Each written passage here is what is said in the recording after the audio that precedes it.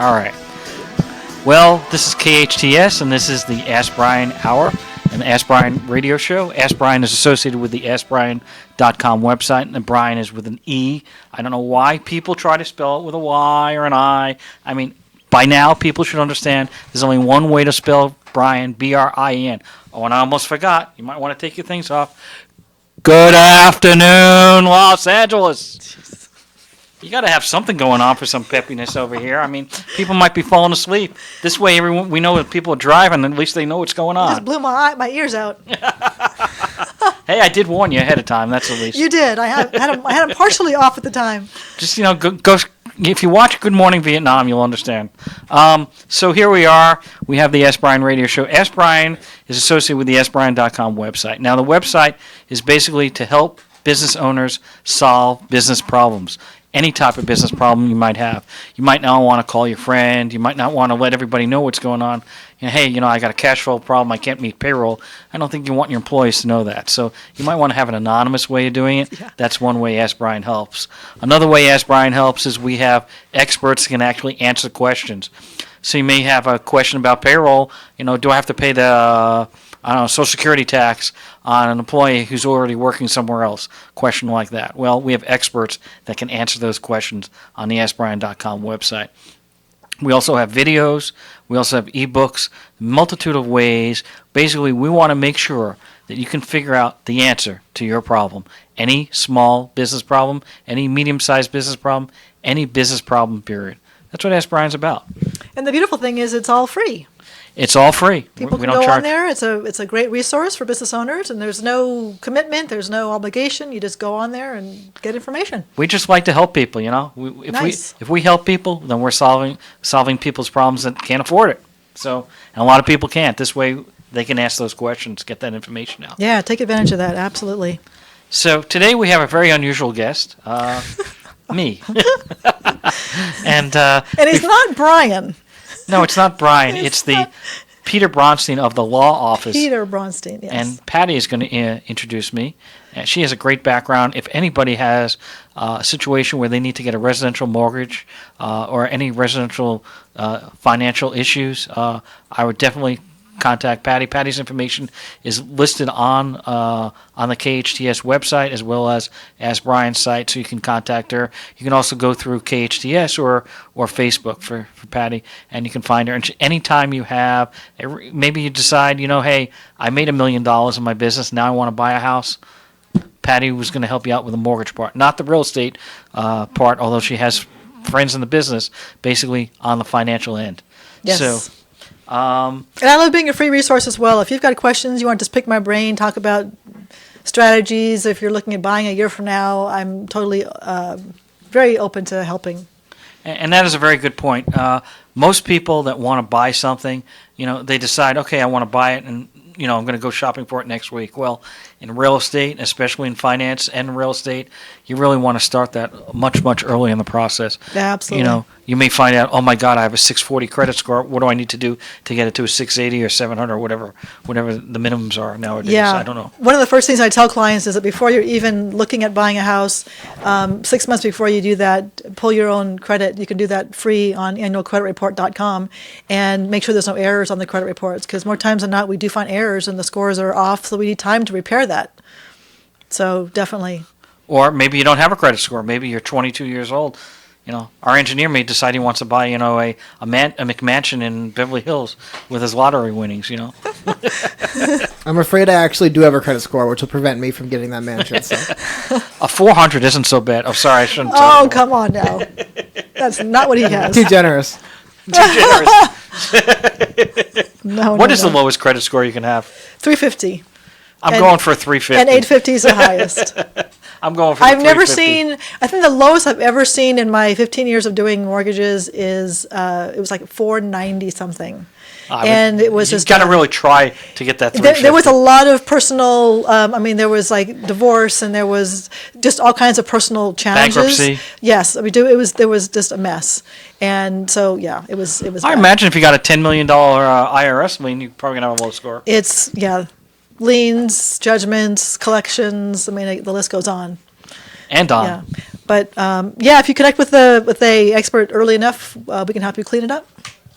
So without further ado, Let me introduce to you Mr. Peter Bronstein. We have in studio today. thank you. Yeah, you're welcome. So many of you may not know that. Oh, there you go. I like that. Where's the red carpet? Outside. For the King's Walk. The host of this show here, one of the co-hosts is Peter Bronstein, and he's not Brien, and he is an attorney, a corporate law attorney who helps business owners with incorporating, franchising, business law, and your offices are in Los Angeles, correct? Century City area? Century City, right near Beverly Hills. Okay. So let's start with your background. Give us sort of a walk down memory lane from where you've come from. All right, so I'm going to give a little brief background here.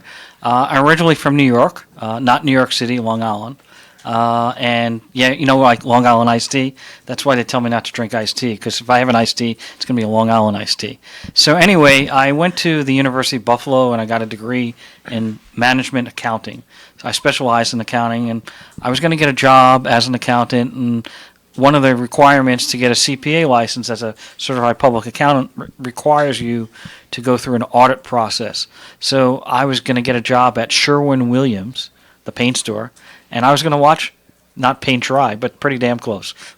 Wow. I was going to have to count the paint cans, go from store to store, because that's the inventory. That's the main item. You have to go through a whole plethora of items. I just couldn't see myself doing that. And having gone to school in Buffalo, which occasionally gets 47 inches of snow. No, thank you. And that's not to mention that with the wind chill factor, one day I was there, it was minus 67. Oh, good That's Lord. Fahrenheit, not Celsius. You would not see me outside. Absolutely no way. Well, I had a scarf covering my entire face, and I still was getting frost on my face. So that's how bad it was. Not a chance. Crazy. So I decided I had to go do something else, and as any other college-educated person wants to do, continue educating. Why should I quit now? So I went to law school, and of course my parents said, "You want to go to law school? Pay for it yourself." I said, "All right, no problem." And I said, if I'm going to pay for it myself, I'm going to go where I want. So while my parents encouraged me strongly to go to school in New York and Long Island and live at home, I did probably beyond the 360. I did 3,200 miles and did San Diego, California. That's a nice weather improvement. Where else would you want to be? Yeah, no kidding. Where else would you want to be? And I went to law school in San Diego, and I did my 3 years, and I took the bar exam, and by then, I was pretty much out of money, and I said, "Mom, can you help me out?" And they said, "You wanted to be a lawyer? You wanted to go to San Diego? Figure it out yourself. If you can't, you can always use the basement." Oh, so you figured it out. A little tough love there, huh? Yeah. That's the way to do it. So what made you choose corporate law? Because there's so many, obviously, areas of law. So that's a good question. So reality-wise, there's two reasons. One of which is my background as an accountant. I have a financial background. Not too many attorneys have a financial background unless they're trying to figure out what their personal injury cut is. Sorry, guys.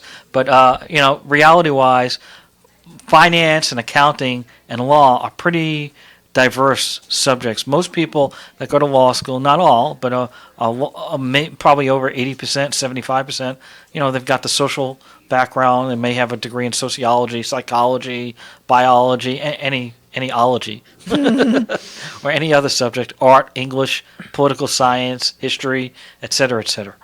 So there's not that many people that have that background, and people that do, they look at tax law and they'll look at business law, and sometimes they'll just go off on another area. But essentially, I had a very good background in accounting.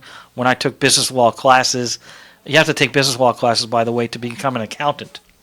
So, and part of the CPA exam, I believe 2 sections are for auditing, two sections are for accounting, 1 section for auditing, and 1 section just for business law itself.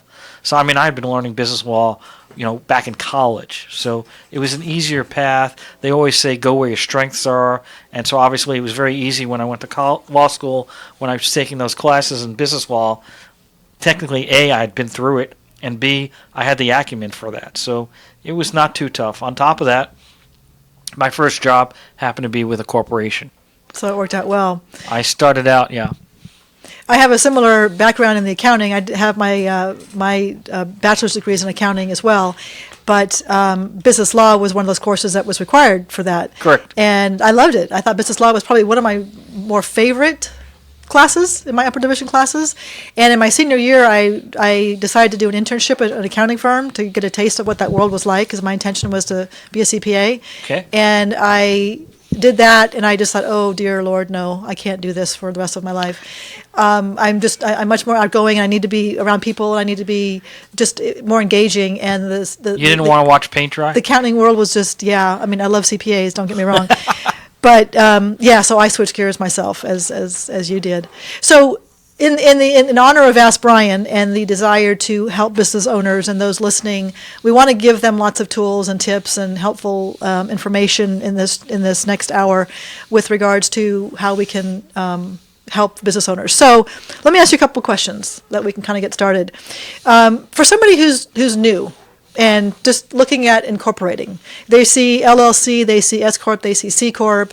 Give us an overview of the differences between those three variations, and then I'm gonna go deeper in that question, depending upon your answer. I'm being tested. You are being tested. So, first of all, let's start off with this is KHTS 1220 and 98.1. Two, I just want to mention one last thing that I didn't get to on the background, and that is, so my first 4 years of my career, I started out, I was a corporate attorney at Mailboxes, etc., which is now known as the UPS store. And at Mailbox, etc., I worked on a lot of contracts. I worked on a little bit of corporate law. I did a little franchise law and the international trademark registration throughout the world. I worked on that with them, as well as signing foreign countries up. So that was what I did there. Now, let me get to your question. So essentially, if somebody is starting a business, okay, you want to have some type of legal entity to protect you. Now, there are different forms. You can go from the lowest form, which is, you can operate as Peter Bronstein, you can operate as Peter Bronstein. You wouldn't require anything. I don't know anybody that operates under their own name. Usually it's Peter Bronstein Plumbing or David Smith Electric. It's going to be something with their name. Once you have that name, then you are doing business under a name not your own. That is what requires or triggers you to get what's called a fictitious business name or doing business as. Mm-hmm.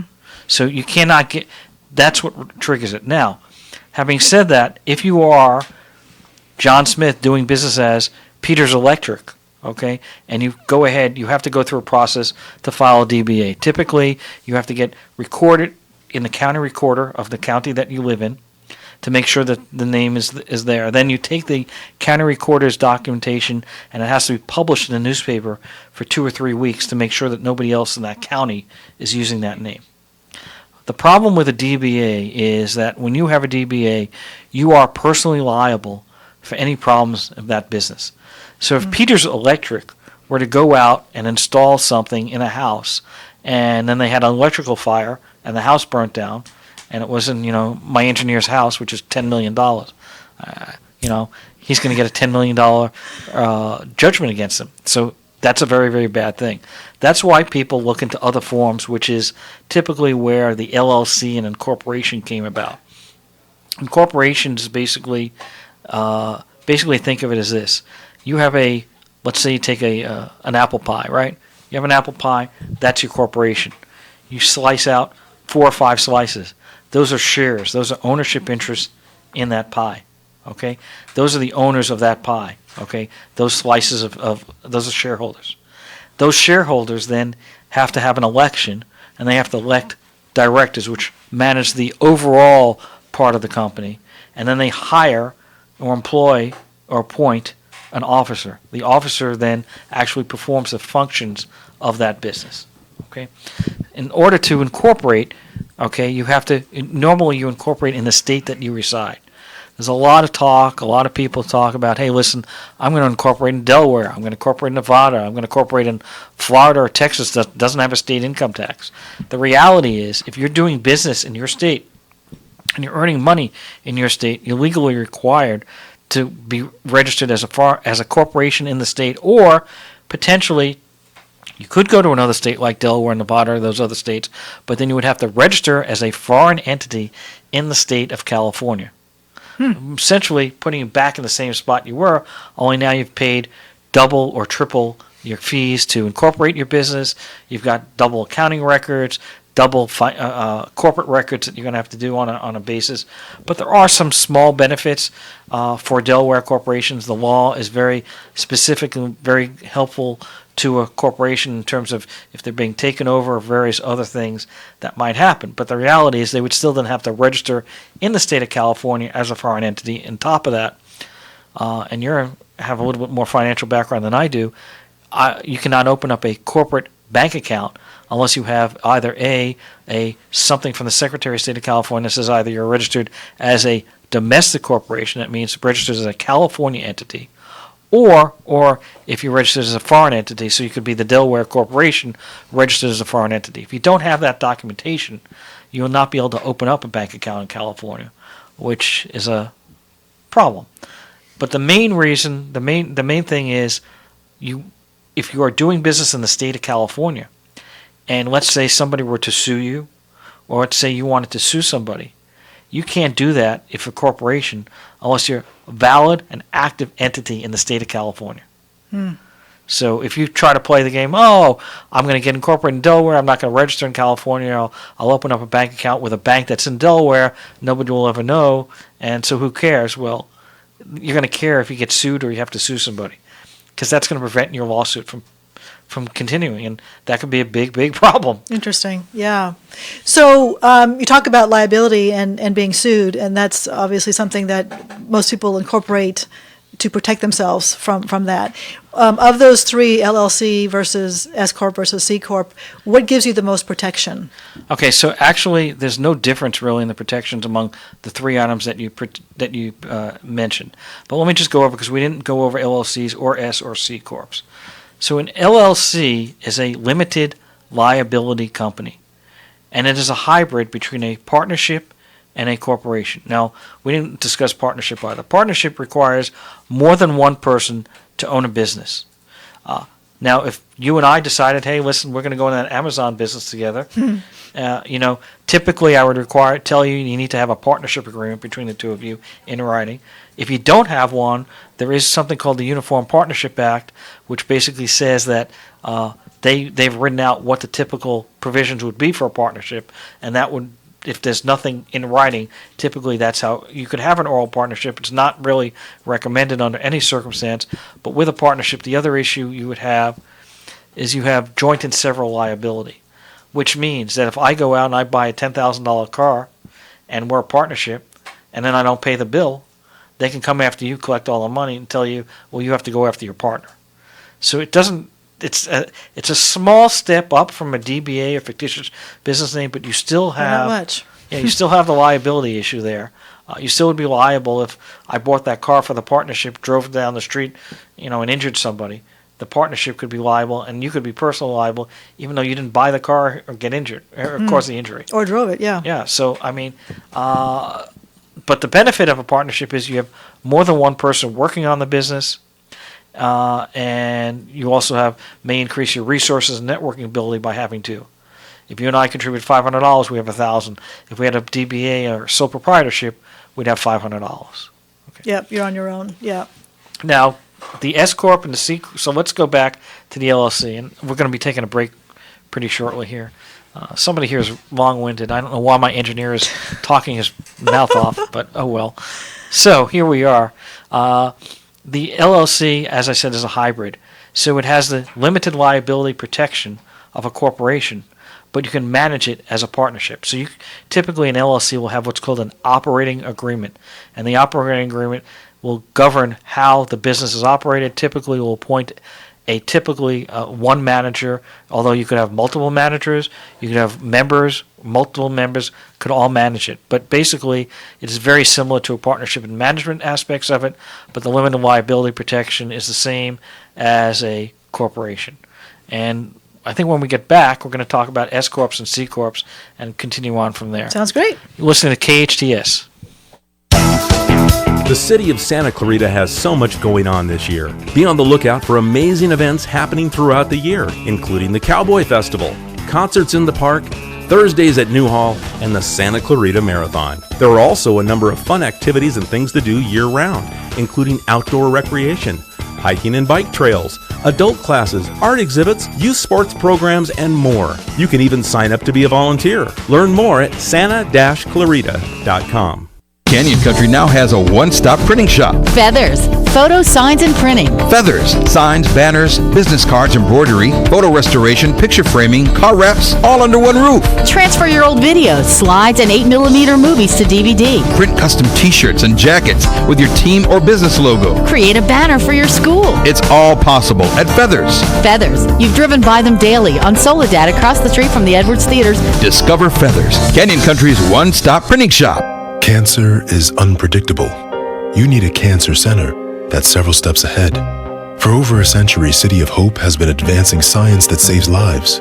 From 4 of the top cancer-fighting drugs to stem cell transplants with unparalleled survival rates. Rather than just heal the body, City of Hope helps you re-become the person you were before cancer. City of Hope has 15 locations throughout Los Angeles. For the location nearest you, visit cityofhope.org. Something big is coming to Castaic. Is it a dinosaur, Bob? No, Blanche. Is it the 2020 Olympics? No. I know. We're finally hosting the World Cup. No, silly. They're building Castaic High. Bob, no way. Way. Go visit CastaicHighProject.com. You'll get all the latest details. What's that web address again, Bob? CastaicHighProject.com. Again? CastaicHighProject.com. Bigger than a dinosaur? That's right. CastaicHighProject.com. Finding the right lawyer can be a challenge, but in Santa Clarita, there's no need to search when there's Hacker Law Group, Santa Clarita's premier litigation firm. Jeffrey Hacker has represented celebrities, financial institutions, accident victims, real estate developers, realtors, contractors, businesses, nonprofit organizations, and other individuals and companies with their legal challenges. Mr. Hacker is one of Santa Clarita's leaders, consistently listed as one of our most influential. When everything is on the line and you need legal counseling, visit hackerlawgroup.com. At Jersey Mike's, we think there's a whole lot of wow to be found between 2 layers of fresh baked bread. Like, wow, this sub sandwich sure has a little something something special. And wow, Juice does for sub sandwiches what spinach does for a certain well-known sailor man. Because we never just make a sub. Every sub we make is a sub above. Jersey Mike's. Be a sub above. Your Santa Clarita Jersey Mike's, a proud sponsor of Santa Clarita High School football.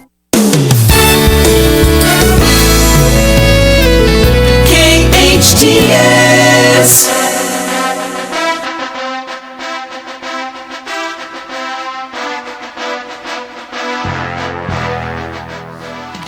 Love that Ask Brien theme, you know. I don't know why it's not used more often. Composed it myself, so thank you. Exactly. I mean, you know, even Rocky uses it.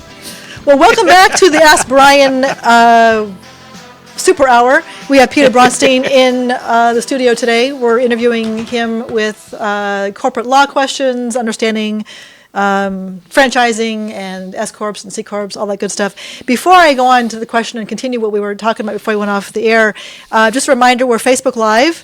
So if you have questions for Peter you want to ask, we are here, and you can absolutely call in or ask questions. Just try to stump me. Just try it. Yeah, ask a question. You won't shut him up. I dare you. You will not shut him up when you ask a question.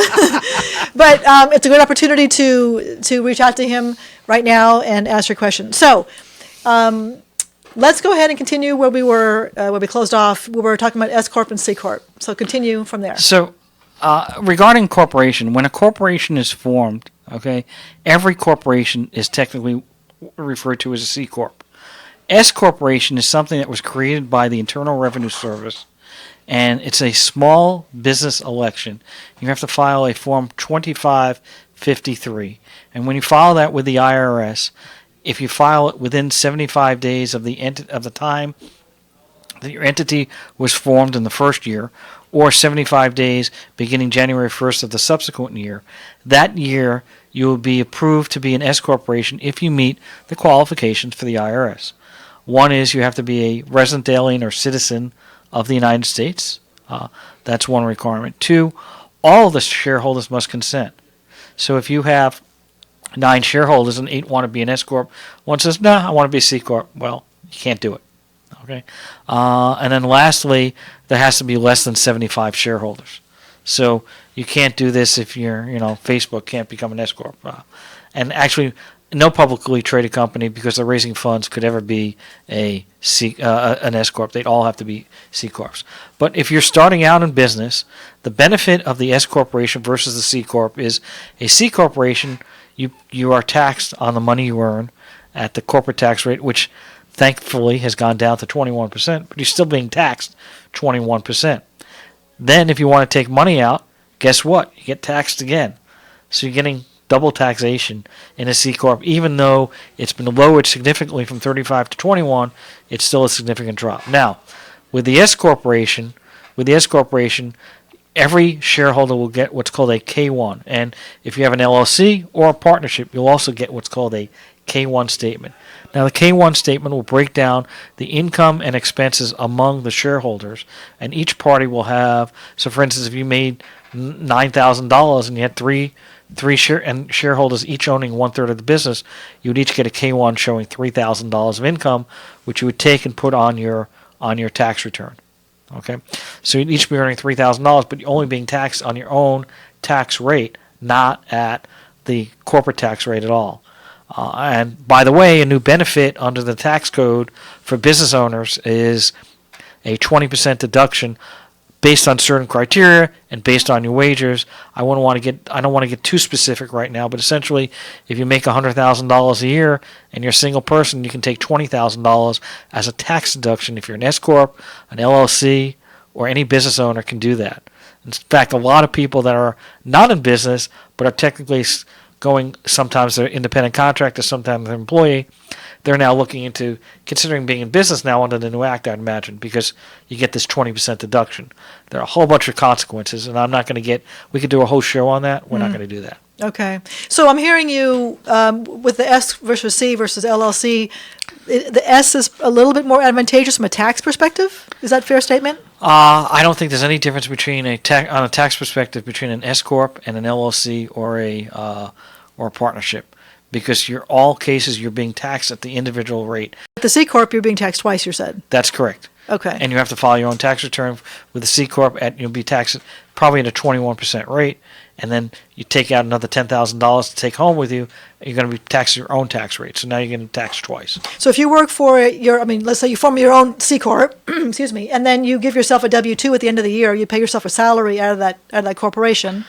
You're paying the corporate tax rate, and then you're paying your personal income tax. And then if there's any money left over in a C corp, you also have to pay. So if you made, if the company made $90,000, you paid yourself $20,000 wages, you're paying taxes on your $20,000.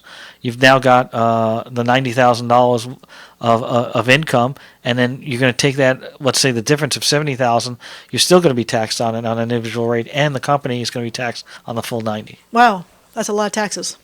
It's a lot of taxes. It's a lot of money. Okay, so let's switch gears a little bit here and go into franchising. I know that's another area of your specialization. Somebody who's looking at opening a franchise, starting a franchise. Give us some help with that. There's two issues. So one is the franchisor side and the franchisee side.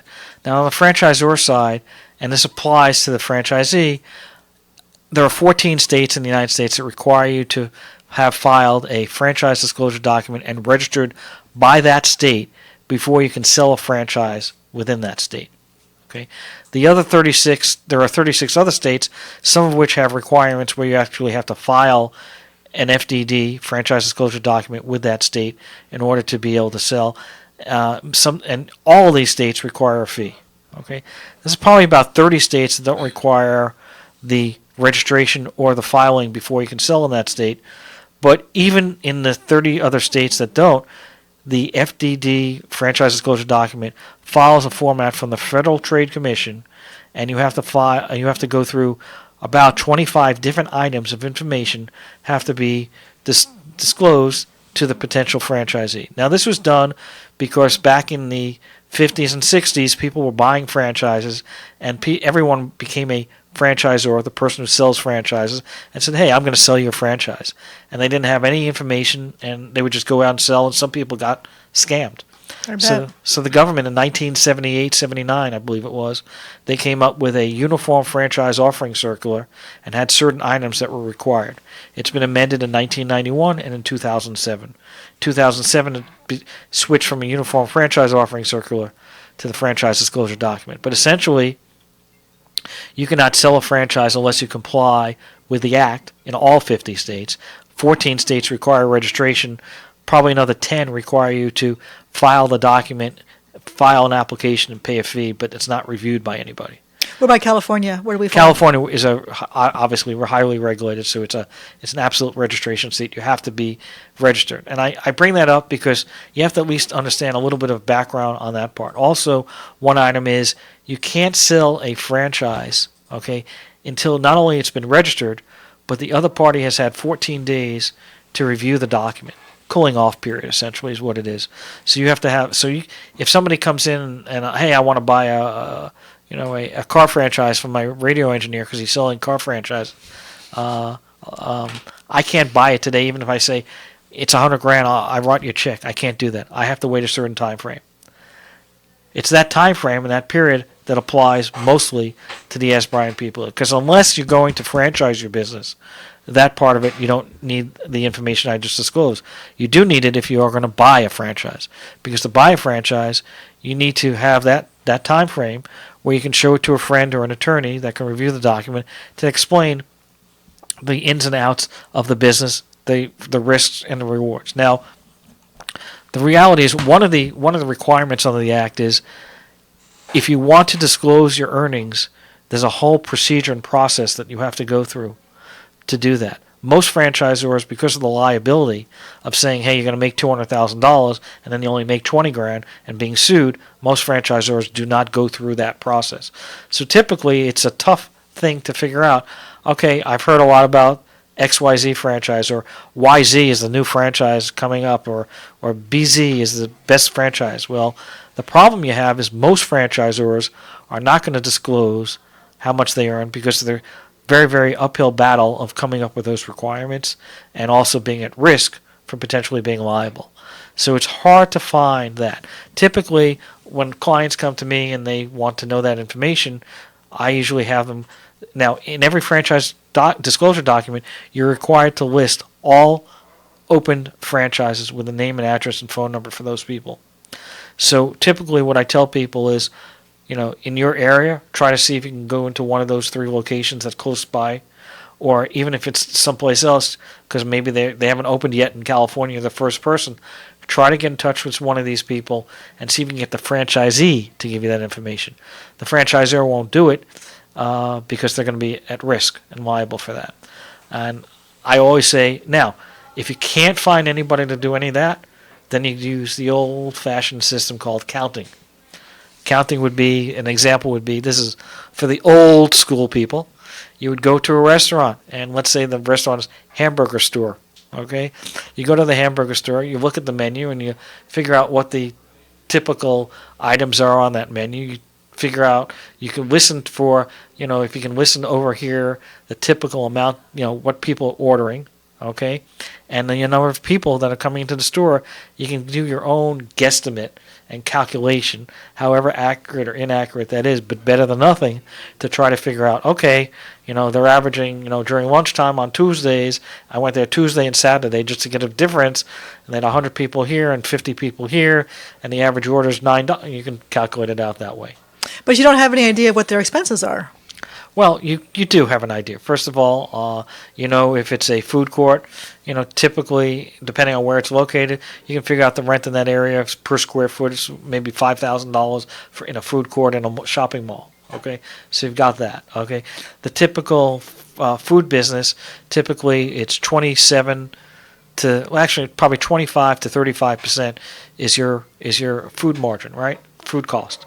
So you can calculate that out. You can go to the store and you can figure out, well, there are 15 people that are working there, okay, and they're probably working minimum wage, maybe 1 or 2 are not. So Yeah, I see what you're saying. To me, it sounds like it's a dangerous treading of water there. If I'm looking at buying into a franchise and the franchisor and the franchisees around me aren't willing to share and help, I got some red flags going off. I mean, am I missing something here? But Well, maybe they don't want another competitor. yes, the other franchisees I agree with, but the franchisor not willing to share that information? Well, the franchisor's typical response is, and the response that I advise all my clients to say is, well, there's a lot of requirements on the law to do that, and we just don't do that because legally it's just too difficult. That sounds like a lot of hogwash to me. I mean, it's And yet thousands of franchises sold every day and under yeah, the same system. And maybe I'm a little too conservative, but if I can't get a good handle on what I can expect, I don't need exact numbers, obviously, but If somebody said for $200,000 you could buy a McDonald's franchise, you'd buy it. yeah, true. So- If those numbers, yeah, I mean, if that's really a realistic number, that's Maybe it's the one store where, I don't know, there was a mass murder 3 weeks ago and you didn't know about it, right? yeah, interesting. So, how many? I mean, in terms of your business mix, your clients that come to you, what percentage are looking at the franchise world versus corporate law? What's Oh, I'd probably say 70% are looking for. When I say corporate, it's a little bit more than corporate. So, formation is a very, very small part of my business, maybe 5%, maximum 10% of my business. You've got all these companies out there that are offering corporation services, and you got lawyers, and people don't realize that there are benefits to going to a lawyer. They just say, "Hey, listen, LegalZoom's offering it for $900. Why shouldn't I go there? Why should I pay you $1,500?" Well, because LegalZoom's only going to do part of it. They're not going to do the whole thing. Yeah. And so, but people don't know that, so Yeah. it's part of that. But a lot of my practice deals with writing and drafting contracts, agreements between parties. If there's a problem with a contract and you have to go to court and you say, listen, they breached my contract, we deal with those type of things. So there's a lot of different things. When you're when you have one or two people in your law office, you pretty much take in almost everything that can come in, but our concentration is solely on businesses. We don't handle non-business issues, so it's always a business issue, but there's a whole smorgasbord of different issues that it could be. By the way, we listen to KHTS on your 1220 or AM dial, 98.1 on your FM dial. Essentially, you've got a lot of different areas of law, and I would say, so franchise maybe about 30%. I would say it's probably 50-50 on franchisors and franchisees. Obviously, if a franchisee came in and said, I have questions and I've represented the franchisor, there's a conflict of interest, so I can't represent those people. sure. But that doesn't happen too often. It happened last year. So, it happens here and there. And I just say, listen, I wrote the franchise disclosure documents. I really can't review it. But if I had to give you a chance, I'd say excellent job. Okay, good. You brought up a really good point earlier. I'm going to go about the LegalZoom and the online resources as, I don't want to even call it competition, but you can call it competition, whatever you want to call it. There's many industries. I mean, real estate, on the lending side, you see online lenders. On the real estate side, you see the online realtor, the Redfins and the Purple Bricks and all these other ones popping up. And I see like 1% real estate commissions too, I've heard. There's all kinds of things happening in the world with regards to yes, online, most definitely. And, in my opinion, and you could probably see this on the legal side, you get what you pay for. If you're trying to go the cheapest route, you are going to, in all probability, not for sure, but in all probability, struggle a lot with that transaction, whatever it might be, whether it's a loan or buying a house or dealing with a legal case. When you're dealing with an online place versus face-to-face, belly-to-belly with you, having a conversation, asking those questions, and you being in their back pocket. Same on the lending side. Is that a fair statement? I mean, That's an excellent point. And reality-wise, professionals on the whole, right? So people don't want to, people say, well, why should I pay a little extra? And by the way, it's not always a little extra. Sometimes, believe it or not, the online services are not that much difference in price, but they just have the illusion that the price is different, okay? But the difference is that, somebody who's offering an online service, typically, they don't have the same regulatory requirements. Typically, in cases of attorneys and accountants and other professionals, there's a malpractice issue that's not there. There's board regulation that's not there. So when people are going to give you a better rate, there's a reason for it. Okay, and it may not be just because they don't have to pay a lawyer or a doctor or whoever it is $100,000. It may just be that that person can cut corners, as you say, and what happens is that works out fine for the 85% of the people that never have a problem. The 15% of people that do have a problem, it's exasperated. It's a nightmare. It's exasperated. Yeah. And that's how you end up with all these problems. And the person who's offering a 1% commission, if they don't fill out all the forms or something, hey, it's on you. That was your problem. It's like the do-it-yourself website.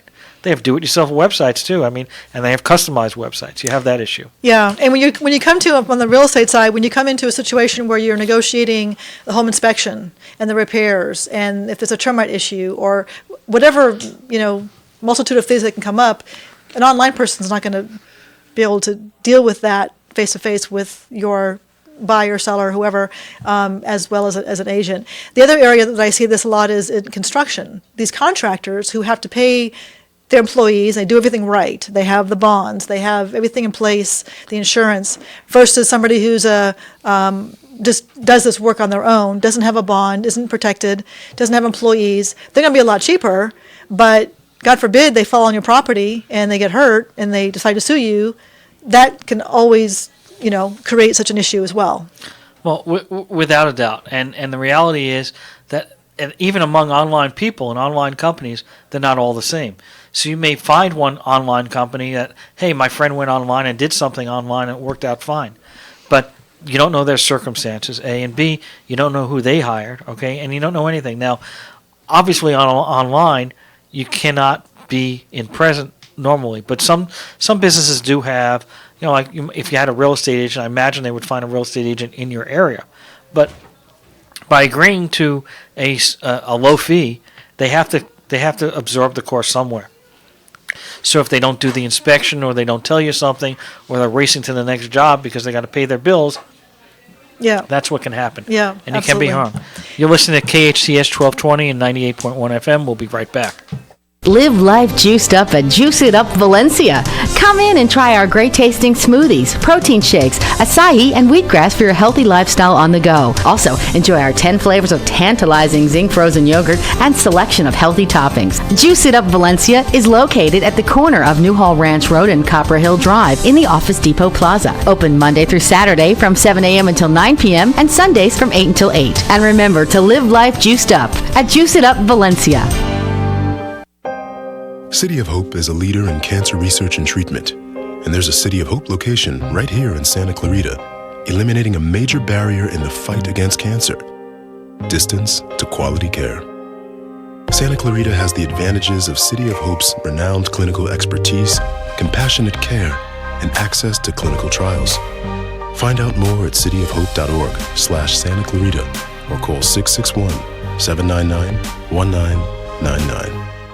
Buying your home can sometimes be challenging. That's why Charlene Gill with CSMC Mortgage is your Santa Clarita mortgage expert. What's important to you is to secure a loan at the best possible rate, to have a professional guide you through the process, and to close on time. Charlene's 23 years in the mortgage industry and her personal expert knowledge in the Santa Clarita Valley makes her your mortgage expert. Contact Charlene at hometownstation.com/Charlene. That's hometownstation.com/Charlene. It's time to put the pedal to the metal. I'm Alan Taylor, host of The Drive, your source for all things auto. Broadcasting from the Peterson Automotive Museum every Saturday morning from 6 to 9 a.m. right here on KHTS. Brought to you by your friends at Galpin Motors. Hey Dodgers fans, check out the KHTS website at hometownstation.com. Get the latest news and sports happenings in our Santa Clarita Valley. Find out more about KHTS shows and our on-air features, plus receive incredible discounts with our restaurant roast certificates. That's hometownstation.com. Your hometown station, KHTS.